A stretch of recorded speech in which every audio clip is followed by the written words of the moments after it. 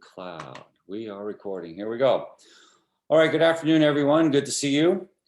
I'd like to call to order the Monday, November 16th, 2020 Public Works and Capital Improvement Committee meeting to order. This meeting both in video, audio, and in the chat is being recorded. And it is 4:01 p.m. Present are Alderman Joseph DeLucia, Alderwoman Stacy Gould, Alderman Darrell Wilson, Public Works Director Pat McLaughlin, and City Engineer Brian Long. I'm sorry, that's me. I didn't think that was me.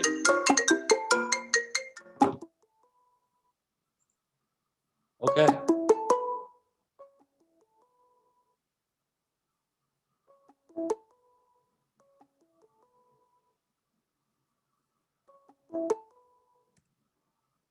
That was interesting.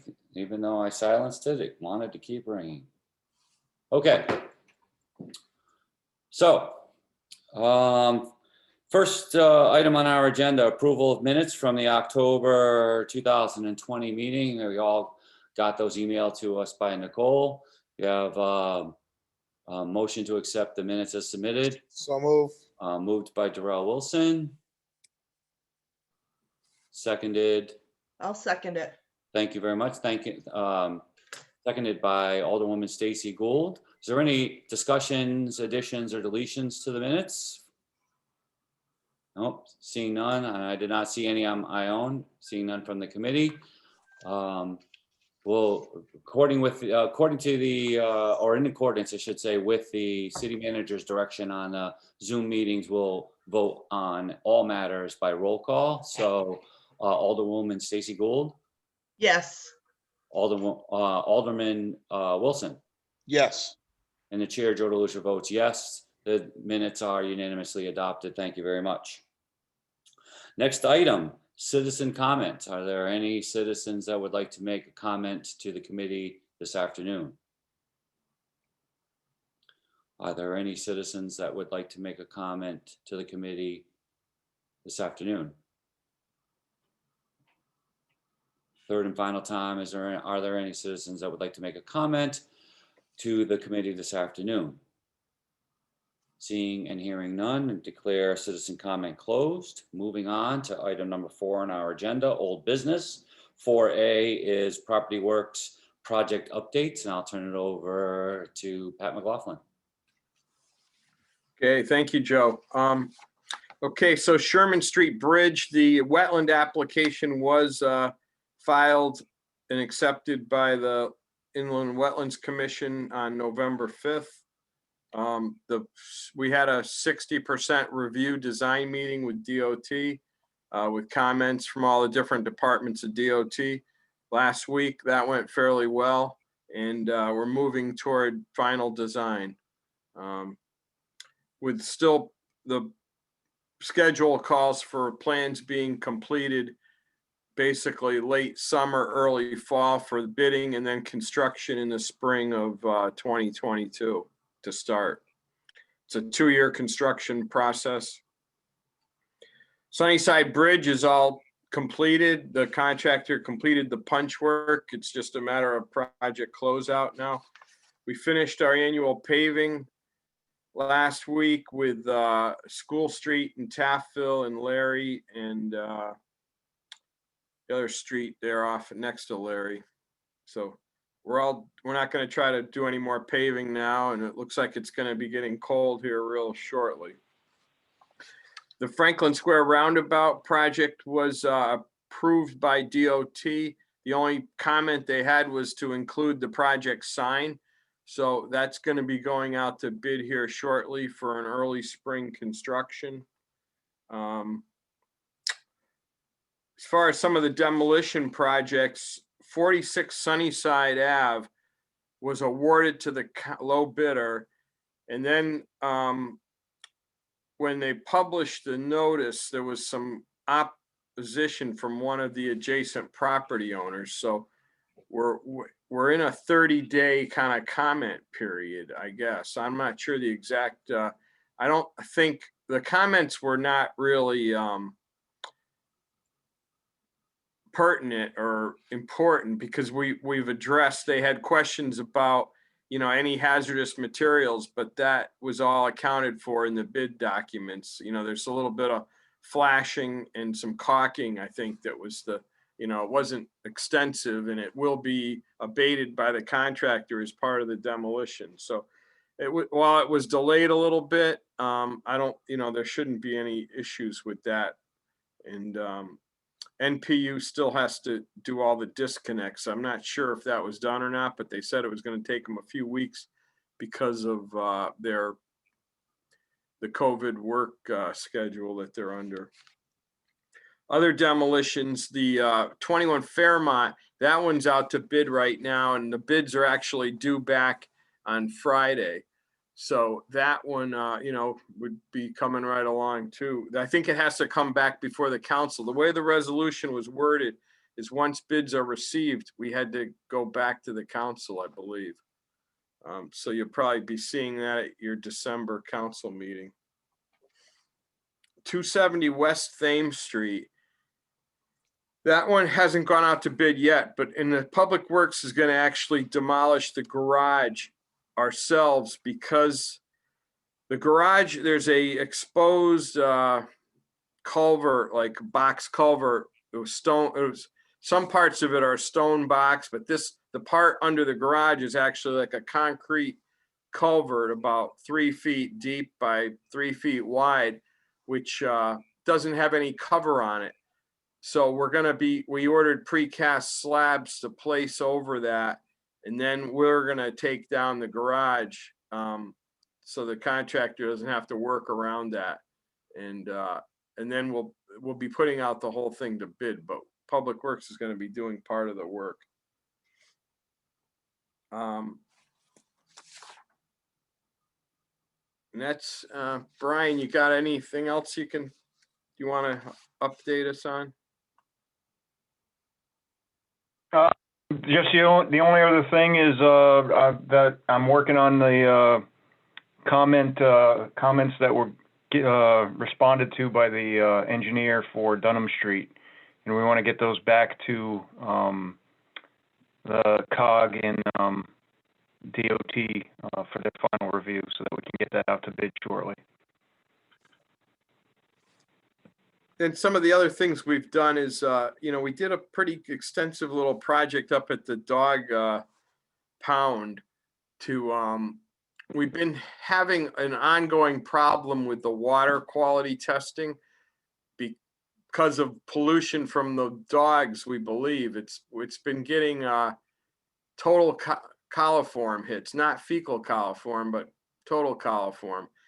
So it seems like the wash off from the dog, where the dogs, the kennels themselves. So we put in some concrete curbing and beefed that up so that there shouldn't be overflow from the actual kennels down into the roadway or anything. And, which then was getting into the catch basin, which we also sealed up because the well is only about 12 or 15 feet away from that catch basin. So we did a pretty good little project up there over the last couple of weeks to try to correct that issue with the well.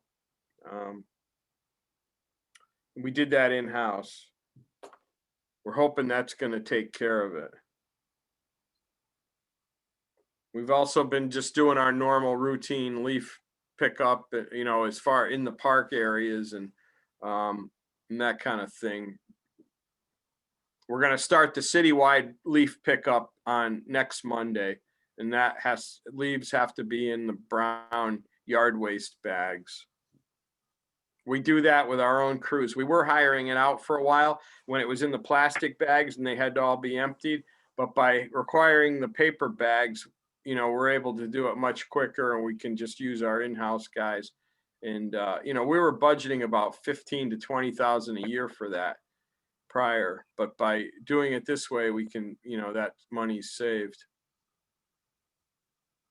I've noticed some of my neighbors and in other neighborhoods as I drive around the city that people are raking their leaves out into the curb, and we've got these huge leaf berms Oh, in really? the roadway. And when we get storms like last night, that's a problem because they end up in the catch basins. And I know we just had those all jet vacked, right? So are we doing anything to just for, public information to say, now that all leaves are down, please don't just blow them Yeah. out to the Well, street? the ad that goes in the paper, we placed it, it was actually in yesterday's paper and it was in like a week before that. The ad specifically tells people not to blow the leaves into the street. That's on our website too. I mean, other than that, that's what we do to try to educate the people. And that's fine as long as it's doing something. I didn't see the two announcements in the paper. Yeah, yesterday, page 2 or something, or 3 maybe. It was a pretty good sized ad. Yeah. I was, I won't, I was doing work on a Sunday. I hate to admit that, but I didn't really look at the paper that closely. Alderman Wilson, go ahead. Just along the lines of you talking about blowing them in the people blowing them into the street. One of the other things that I've been noticing as I've been riding around town is people blowing them from the street into some of these ponds and small reservoir like bodies of water. And I think with the rain and clogging up some of that drainage off the sides of some of these ponds and rivers, I think it's important, again, like you're saying, just to let people know not to do that, because we don't need that to come back to bite us in the long run. Okay. We did to that matter, we did get a complaint earlier in the month from someone out on Hunters that the neighbor was blowing all their leaves into the stream. And Dan Daniska and myself went out to the house where it was happening, and we actually spoke with the property owner. They weren't aware that was not a good thing to do, and we told them that you're not allowed to just blow yard waste and leaves into the streams, and we told them about the leaf collection pickup that we do in November as well. Thank you. That's great work. I know that we have a few retention ponds, like the one that's on the end of Stewart Road, and I know we got them all around. Those usually have a 4-foot chain link fence around them, right? For that very purpose, to keep blowing debris and leaves and stuff out of the retention ponds. Many of them do, yeah. I'm not sure if all of them, but some of these may just be natural depressions that act as, natural detention areas too. Right. Well, okay. Again, welcome to New England. I'm waiting for my leaf guy to show up before my neighbors burn me in effigy in the front yard.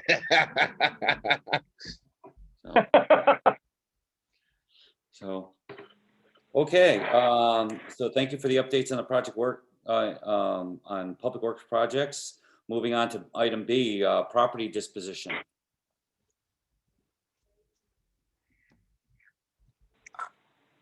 Yeah, I don't know. Okay, I'll let Stacy speak to that. I don't think we have anything new, but Okay. There's Stacy. Yes. So 152 Palmer Street went out to our real estate agent. Michael Driscoll is working on some of the other ones that were supposed to have been merged previously, and for whatever reason fell off the radar. He's working on those, and he's also will be working on some resolutions. I don't know if they'll be to us for December or January, to merge and leave as open space some of the other recommendations. But Great. he is working on merging the properties that should have been merged in years past and did not get done. Yeah, that's great. Thank you very much. And we spent a lot of time last month, as you all know, going through that list, combing through it, and I'm glad that's moving forward. Yeah, and Michael has the list. Great. Perfect. Anything else on property disposition from anyone? No? Terrific. Moving on to item C, vehicular traffic concerns in Greenville. Before we speak about Greenville in general, I'd like to get a sense of how the committee feels and how, Pat, how you feel about the idea of leaving this on our agenda as vehicular traffic concerns. And certainly we could continue to speak about Greenville, but I'd like to leave open the opportunity for us to discuss any other traffic concerns in other parts of the city that we may not be aware of, but that you or maybe the police chief becomes aware of.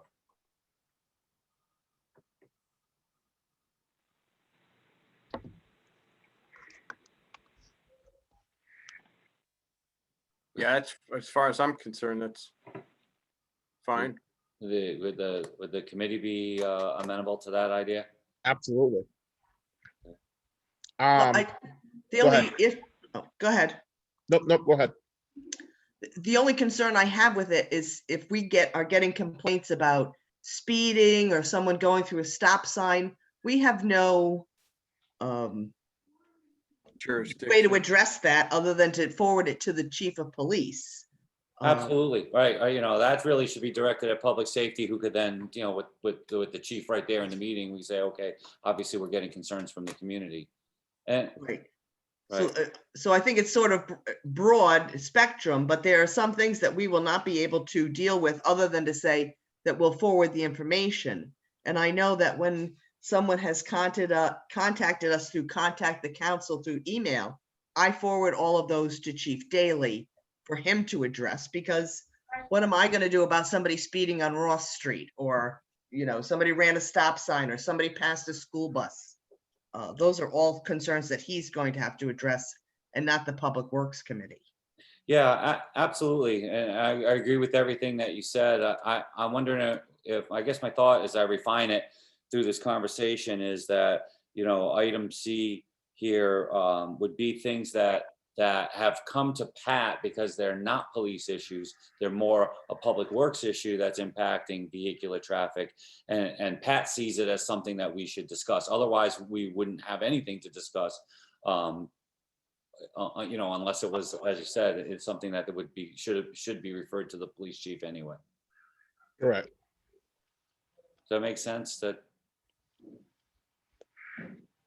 Yeah, as long as we narrow the scope, because a lot of things that the average citizen may bring to us may Right. not be under our purview to do anything about, other than to forward the information. So it might be public works related vehicular traffic concerns, so that we stay on task. Well, I think that narrows the focus more, yes. This one is, I don't know if it's not so much, it's actually in the Greenville area. So I know last month we talked about it's something they're gonna do in the spring, where they've already started to put out the line areas, the kind of, I think it's the bump outs, in Greenville. I know I received an email, and I know it was forwarded to the police chief about the laundromat on Central Avenue, having concerns with the bump out, taking parking space away from him, and wanting to install 2-hour parking signs. I know it was forwarded to the police chief and the mayor, as well as I believe the city manager and some others. But I want us to be cognizant, because for him,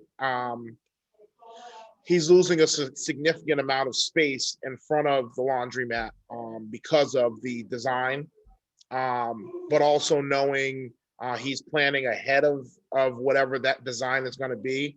Us being timely in getting a decision to him as to whether or not the police chief and them are going to approve it and put up the signs, because I think one of the other good parts about the window between when this work is going to be done, which is next spring, is starting to create a habit of that not being a parking space anymore.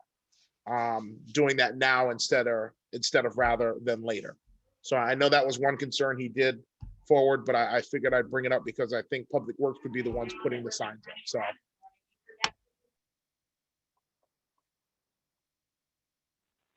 Okay. Point taken, Pat, on this, obviously, speaking specifically to Greenville on our, on this agenda item. You have anything you'd like to add? I missed, I'm sorry, I got distracted and I missed a little bit of what Darrell was saying, but, I think those bump out areas are where people should not be parking anyway, because they're so close to the intersections. So I think, were you saying that they're gonna add some put up a couple of no parking signs, or? no, so he and I think you may have been on the email. But the laundromat owner, because of the bump out space, and we know, we just know people are parking in that space anyway now. His concern is, even with the bump out being there, his concern is now he, of course, is losing parking space in front of the laundromat. So, with tenants and other people now looking for parking space or where to park their car near their apartments or whatnot, he now is losing space in front of his business for people to park and go into the laundromat and whatnot. So he requested that 2-hour parking signs be put up in front of the business, so that you didn't have people parking there long term. But part of it was knowing he was losing some space due to that project being done in the spring. Okay, yeah, now I understand. Yeah, some short-term parking spaces. Yep. Okay, yeah. So the police department actually approves those, I think, and then we'll go out and install them once they do the approval. Correct. So I brought it up because I know you guys are the ones that would go out and install them. Is just to kind of remind you, I know the email was sent maybe about a week or two ago, and I don't want them to have to be delayed too long before a decision or something is said to them. So I just figured I'd bring it up again. Okay, yeah, I'm not sure I was on that. Maybe I was, but I don't recall. But I'll look into it. It went through the city manager's office, you say? It went through I think the city manager, and I know the mayor also was on it. Okay, So yeah. I'll track it And down. actually, who else may have been on it? It may have been Judy from Parking Authority instead. Okay, yeah, right, yeah. But, okay, so for other things, we did Yeah, install. we Oh, go ahead, Brian. Well, I was just going to say that, yeah, once that decision is made, we should be able to turn around installing those signs fairly quickly, as well as we may need to install. It seems like the bump out painting doesn't necessarily do enough to clue people in that they shouldn't be parking there. We may need to install some no parking signs for the actual bump outs too. And that was the second part that I was going to bring up is, I noticed in certain sections of where the bump out paintings are already there, people are acclimated to, like, okay, I can't park there, but there are some where people are still parking in that space. And it partly is because it's a more a high traffic residential area. But I think, just with us doing this in the spring, it would be good if we had to put up a sign or two doing it through the winter months, so that when this actually does, the paintings and whatnot actually happen, they know that, look, you cannot park here, like starting to culture them now into not parking there. Yep, I agree. Okay, so I was just gonna say that we did install the 4-way stop sign there on Prospect and Hickory, on the 6th, I believe it was, on a Friday. And it seems like, positive, I've heard positive feedback on it so far. All right. Anything else in the Greenville area that we should discuss?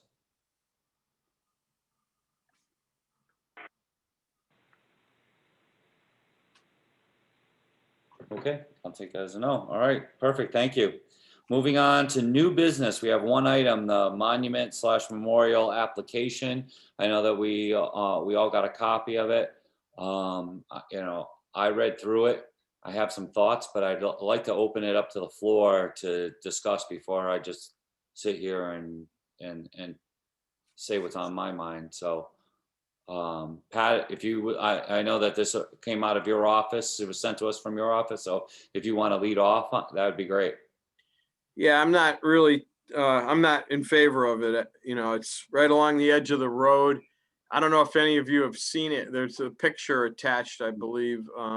Pretty much still looks about like the picture. It's right in the side of the road right away. It's between the edge of the pavement. Actually, it protrudes out onto the pavement slightly. And then goes back to this small retaining wall that's, I assume, I'm pretty sure it's probably the face of the retaining wall is pretty much the city right away. There is a fire hydrant just to the right of it outside of that picture that you can't see it in the picture, but it's only about 4 or 5 feet away from the monument. So our plows probably won't hit much of that, those candles or whatever, because of the fire hydrant. So that's kind of protecting them. But I'm not in favor of placing a plexiglass or a wood cover, kind of like a coal frame kind of thing, over top of this little memorial. I'm just, you know, if she had like some kind of granite stone or some kind of permanent thing that she was going to place back a little bit off of the edge of the road, that would be one thing. But what she wants to protect is basically right on the edge of the road, and it's gonna, like, winter maintenance, be pretty difficult to try to preserve something that close to the pavement.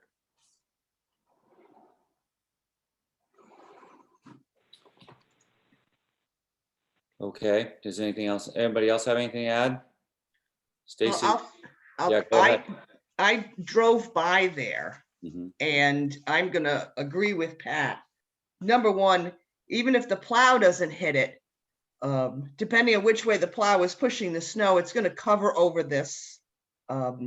This is not within the purview of what the Plaque and Monument Committee, there's no historical association with the event or the person, the group or an organization. This is not what, when we set up this committee, this was not one of the things that was absolutely in our thoughts, that this was going to be preserved by the city. It's going to get damaged. A car's going to ride over it because they avoided a dog in the street or something. I spoke to Kathleen about moving it onto where she rents at 50 Lake Street. She was absolutely opposed to that idea. But we can't protect this kind of memorial. There's just no way. It's street level. You know, I was going to send her the information about maybe she would prefer to get a brick and put it in the plaza at Ruggles Memorial. But yeah, this was not the intention when we formed the committee to having a monument or a memorial on city property.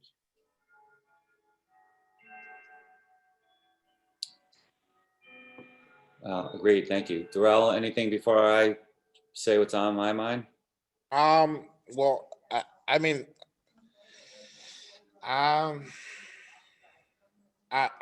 so first I will say I commend her for filling out the application for the monument memorial. What, you know, I think, you know, going that route, I think is important. I think following that protocol, I appreciate that from her. But I mean, I think this is the one good thing that this brings out, is that, you know, sometimes things like this come up and it may not have been in the purview or the thought of us as a city or committee when it was formed. But this is one of those things, like we've talked about other issues that have come forward, that kind of lay in someone's lap. I think maybe in the application she talks about maintaining it herself, maybe reducing it in size or something. I agree the plexiglass is not a good idea. I don't think that looking at that picture, the size may be the appropriate one, especially with all of those candles and whatnot. So, maybe the sizing of it compared to what it is now, reducing it. But I can understand, her not wanting to put a brick in the Ruggles courtyard and whatnot. It's more so this is a memorial to mark a spot where someone was killed. So, I do get that piece as well too. So it is a tough subject for her, of course, and I just think the size for where it's located may not be the proper size. But I mean, I don't know.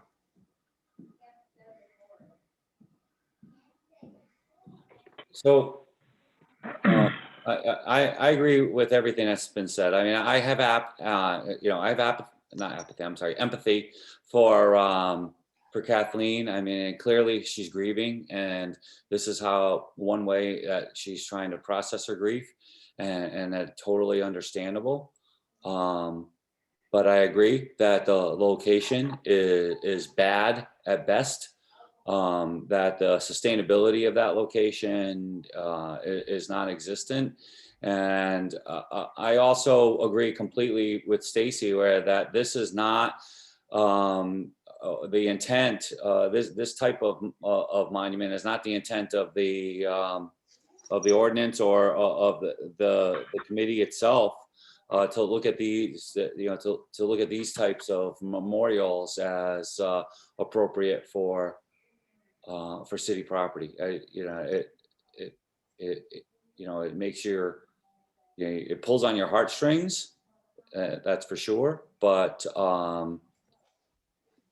this just does not fit what the vision of the monuments committee and monuments on city property was envisioned to be.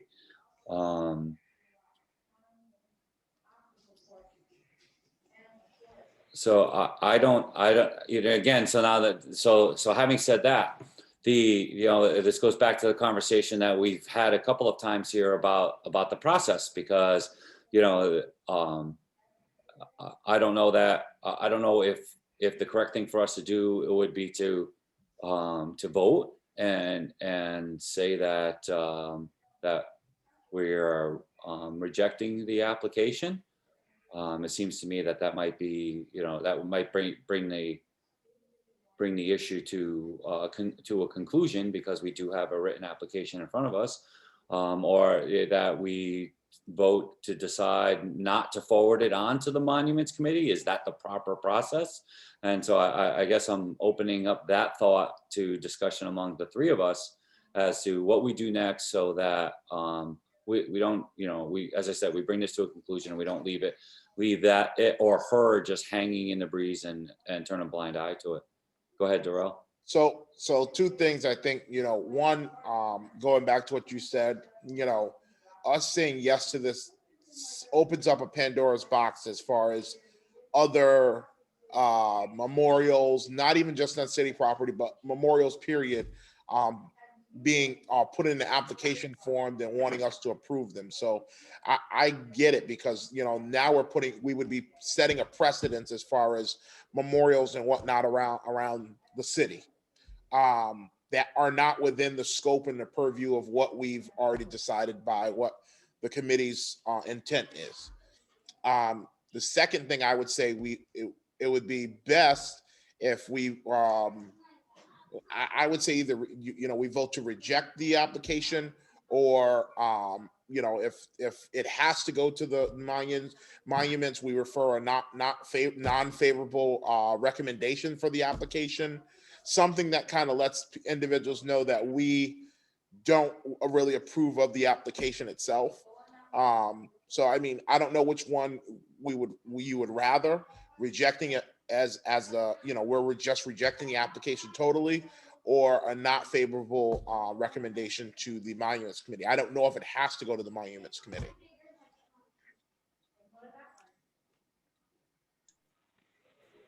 Yeah. Stacy, I'm going to turn to you. I see you just unmuted. I'm going to turn to you because you were there at the birth of the Monuments Committee. So I think that, you know, that you have a clear or the clearest picture of how the process is supposed to work. So go right ahead. Right, so while I understand that, you know, what happened to her, this gentleman, it was unfortunate. This was not what the Monument Committee was created to do. And I think the best thing to do is to stop this now in its tracks. Unfortunately, this cannot be on city property. There's no way we can protect or preserve it. It's either going to get run over by a car, run over by a city truck, kids in the neighborhood may be vandalized, and we just need to tell her now that while we understand her personal grieving, this is not something that can be placed on city property. And I would, you know, reiterate that she's welcome to put it on her property that she rents if she gets permission from her landlord to put it there. But this cannot be on city property. We would have these all over the place. And they're going to become a nuisance. The plexiglass box that she's proposing to put over this is not going to protect it. And I can see it now. She puts a plexiglass box over it. The plow comes through, pushes a bunch of snow on top of it. The plexiglass breaks, and now it becomes our problem. You know, at street level, it's just no good. And there ought to be a better way for her to preserve his memory on private property. So Stacy, can I ask the question? Are you saying we should just go ahead and vote to reject the application here at the Public Works Committee and not forward it a non-favorable recommendation to the monument? Just reject the application now at Public Work level? Yes, that's what I'm saying. Okay. It doesn't meet any of the criteria to be forwarded to the Plaque and Monument Committee. So if you make that motion, I'll second it. Okay, so I will make the motion that we reject the application of Kathleen Turano. I may be butchering her last name, and I'm sorry, for a memorial on Lake Street. Motion made by Alderwoman Gould and seconded by Alderman Wilson. Is there any further discussion on the matter? Seeing none. Roll call. Alderman Gould. Yes. Alderman Wilson. Yes. Alderman DeLucia votes yes. It is unanimous to reject the application as submitted. Thank you very much. So, Pat, do you have a problem sending this a woman a letter? How does this, where would the letter come from saying No, that? I can do that and just we'll send her, we'll wait till we get the minutes in a couple days. I'll send her a letter with a copy of the minutes and let her know that it was rejected. You know, it's just, it's like you say, it's not an appropriate or a, you know, place to have a, or whatever. I'll figure the wording out somehow, but yeah. Right. Yeah, it doesn't meet the criteria for historical connection to the city of Norwich. Absolutely, and you know, and express our condolences and our sympathies, but for all the reasons that we discussed, we just had to say no. Yeah, and by the same token, I'm not going to go out there and actually remove it. I'm just gonna, you know, it'll probably over the course of time, her, like you say, she's going through a grieving process, and you know, maybe she'll come to some other kind of way to process that over time. Right, absolutely. I agree. All right, well, thank you all very much for that. So with no other new business on our agenda, our next item is, any other business that the committee should discuss or put on future agendas? Just to give you an update on the other monuments you talked about last month.